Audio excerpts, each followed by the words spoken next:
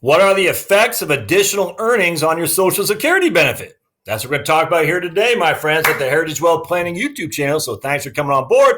Don't forget to subscribe. And as always, comments, thumbs up always help me a lot. And then, of course, hit the notification bell. I think it's down there, the little bell to be notified for future content. So let's dive right into this. This is an article that Elaine Floyd had written for horsesmouth.com. Now, I'm a member of horsesmouth.com, the Social Security, what they use for Social Security benefits. They have two things, they have a bunch of things: taxes, IRAs, Social Security, Medicare. I've been a member of Horses Mouth for a long, long time, and they have this program called Social Security Planning for Boomers. I think it costs $2,000 a year. And I love it, man. This thing is just fantastic. It's one of the best tools I've ever had. So Elaine says, and this is going back a couple, about a year and a half ago, but it's the same situation applies. In fact, let me see if I can't make this a little bit bigger. See what that looks like there. Not much, huh? There we go. All right. We've been getting a lot of questions lately on the effect of additional earnings or lack thereof on a person's Social Security benefit. People pay into Social Security for years without ever thinking about where those taxes are going or how their earnings will affect their benefit. Then, as they grow closer to retirement, they begin to make the connection. Those who keep working after full retirement age. What's full retirement age, my friends? So quiz, ready? Pop quiz. You're born before 1960. That's right, 66 and some months. You were born 1960 or after. What is it? Yeah, that's right, out there in the YouTube land. 67 is your FRA, full retirement age. Full retirement age means what? It means when you get your full primary insurance amount, your PIA. So your FRA is 66 and or some months or 67. And that is when you're entitled to your full PIA, which is a primary insurance amount, which will be stated right there on your Social Security statement, which is why I always say log into Social Security and see what your benefit looks like. All right, so FRA is when you get your full PIA. Folks out there, FRA want to know if the additional earnings that keep working will improve their benefit. Those who retire early want to know if they can still expect to receive the same amount on their statement, or will it be lower? All right. Now, I've done just 8 million videos on this with calculators and all that. You can find them for sure. But just remember, Social Security, I don't see where here it's, they do it. They'll tell us right here, actually. I was going to go over how Social Security, your benefits are calculated for your average index monthly. Yep, they do talk. All right, well, man, leave it up to Lane. She tells it all. So the short answer is that additional earnings will improve your benefit, but probably not by much. All right? So you can work. You can improve your benefit, but probably not by much. Conversely, stopping work early could knock off as much as $200 shown on your statement.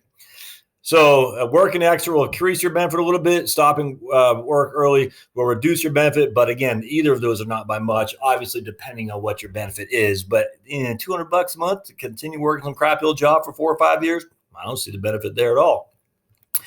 Here's how it works. As you know, your benefit is based on your highest 35 years of earnings. So I get a lot of people don't know that. I get that, man. Until I started diving into this, I didn't know it either. But remember, it's not based on your high 3, that's military retirement pay and maybe some other pensions. It's not based on 7 years of earnings. It's based on your highest 35 years of earnings. So if you work for 100 years and 35 of those years you made $1 million, and the rest of the years you made 20,000, is going to take those 35 years, and all the other ones are just thrown out there. You don't get benefits from that, even though you did pay tax. I might add, it's the top 35 years. You don't get a refund on your taxes. You don't get anything. You just take the top 35 years, and they box that up, and that is what your benefit's based on. So if you keep working at a high salary, and if a new year of higher earnings replaces an old year of higher earnings, in that case, let's say I have 34 years where I made $1 million. And I have 66 years, where I made $20,000. If I work one more year, that extra $1 million year will replace that one extra year of low value. So I had 34 years of $1 million and 1 year of $20,000. I work an additional year. Now I have 35 years of $1 million, and that $20,000 work year is gone. Again, I pay tax on it. So it's gone, but not forgotten, because Social Security did get tax on that.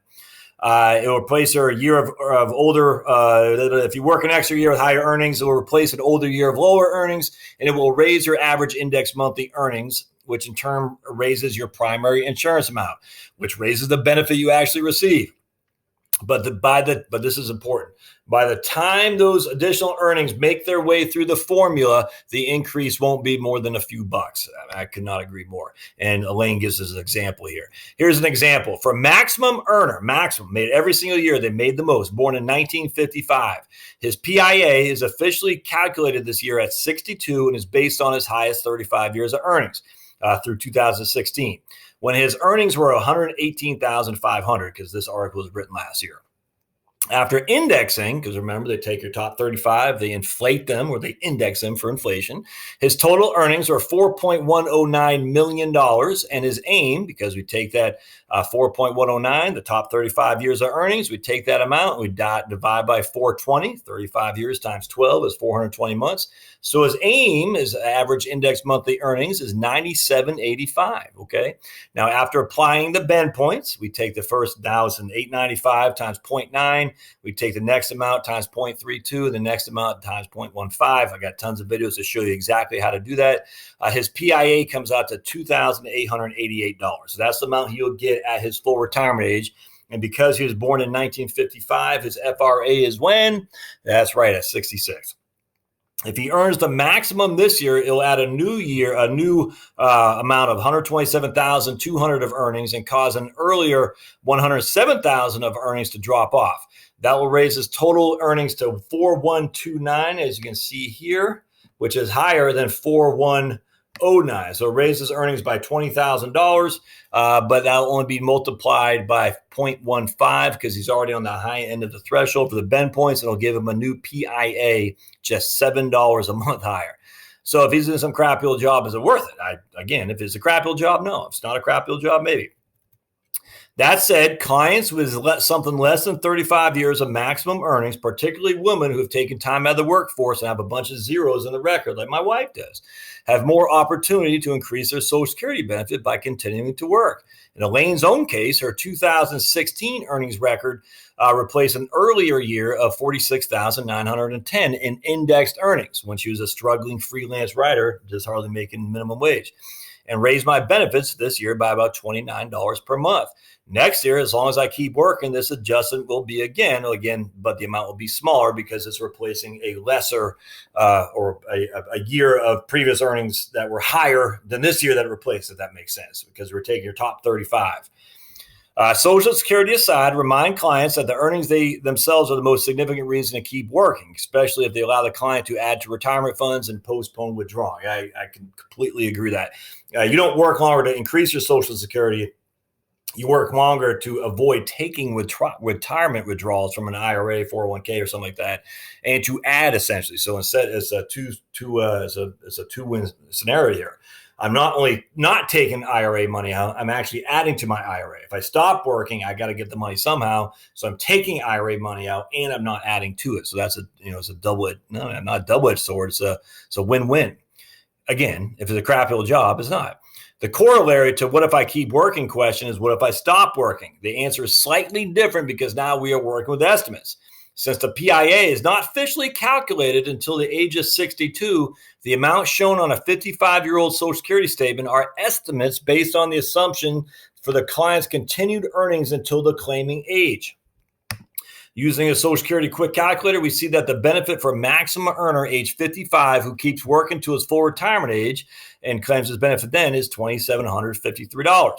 That is the amount that would be shown on the client's statement. But if he stops working at the end of this year when he's 55, the calculator shows his benefit will be reduced to $1,791, assuming he takes that 62. Takes that 62, he's going to get a reduction by 32%. No, 24%, right? 25%, excuse me. This incorporates a 70% reduction for early claiming. It's not a 70% reduction, it's a 25% reduction. I'm not sure why they're saying that. That's weird. I'm not sure why we get the 70%. It's not a 70% reduction. I don't know why she said that. Anyway, since we want to isolate the effect of the earnings from age 55 to 67, we divide the $1,791, the amount he gets at his 62, which is earlier than his PIA, his full retirement age. So we're taking his PIA, we're reducing it by an amount because he's taking it before his full retirement age. We divide $1,791 by 0.70 to get a PIA of, oh, I see what she's doing. Okay, so you're right. To get a PIA of 25.58. All right, so in this case, the guy's full retirement age is 67, not 66. That's why he's going to reduce his benefit by 30%.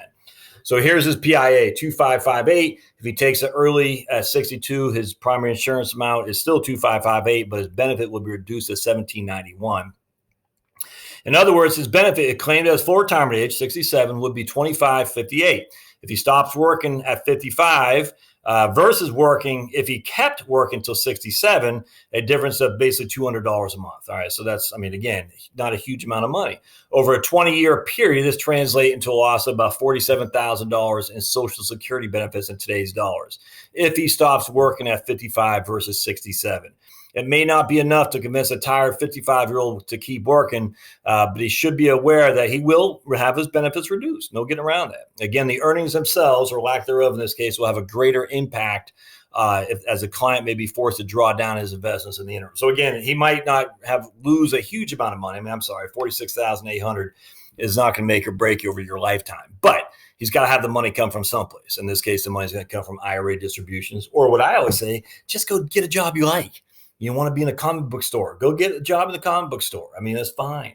I mean, if you need $20,000 a year, and your options are to take it from your IRA or go work at the comic book store, and you like the comic book store, well, hell, go work at the comic book store. That's fine, without question. You're only going to lose $200 a month in Social Security. Not a huge amount of loss. It's just not. So that's the issue I always contend with. It's like, look, if you're miserable, I got to keep working. I got to keep working. I got to keep working. It's not worth it. I mean, you're going to lose $200 a month in Social Security. You need some amount of money to live on. I get that. I don't know what it is. I'm just throwing out there. You can go work for $10 an hour at the comic book store. $10 an hour times 2,080 hours in a year is $20,000 a year. I mean, that's how it works. Because there's in a 40-hour work week is 2,080 hours. And so you get $10 an hour, $20,800 is what you'd make. Is that enough to live on? I don't know. But if it's not, then you're going to have to rethink things. If it is, then quit your crappy old job. Anyway, so you can claim your earnings estimate at check your earnings estimate at socialsecurity.gov/my account. I highly, highly, highly suggest you do that. All right, my friends, that's it. I hope this is helpful. As always, you have questions, thoughts, concerns, put them down below. Subscribe. Go to heritagewealthplanning.com, and we'll see you next time. Thanks now.